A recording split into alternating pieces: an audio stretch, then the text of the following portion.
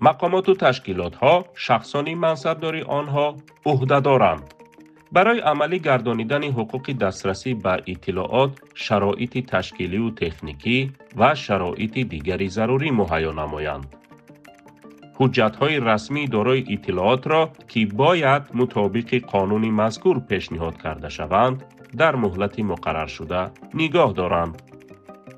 حقانیت و مکملی اطلاعات پیشنهاد شونده، رعایت مهلت مقرر شده و شرط‌های پیشنهاد کردن آن را رعایت نمایند. ترتیب نشر حجت‌های رسمی را که در شکل سندهای معیاری حقوقی به طبع می‌رسند، رعایت کنند.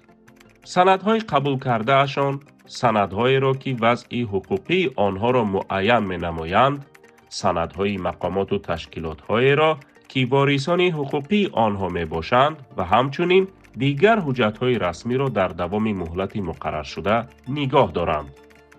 اگر معلومات اطلاعات پیشنهاد شده ناانیق یا نامکمل باشد، مقامات یا تشکیلات عهده دارند از روی عریضه خطی دلیلناک درخواست کننده اطلاعات در مهلت کوتاه ولی نه دیرتر از 7 روز کاری بعد گرفتن عریضه اطلاعات پیشنهاد شده را انیق یا مکمل نمایند.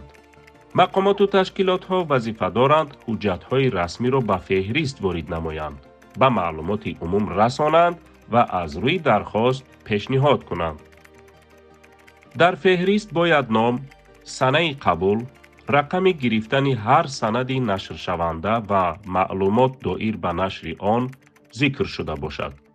مقامات یا تشکیلات پیشبرنده فهرست می توانند نسبت فهرست مذکور دیگر طلبات حتمی مقرر نمایند. ماده 11 قانون جمهوری تاجیکستان درباره حقوق دسترسی به اطلاعات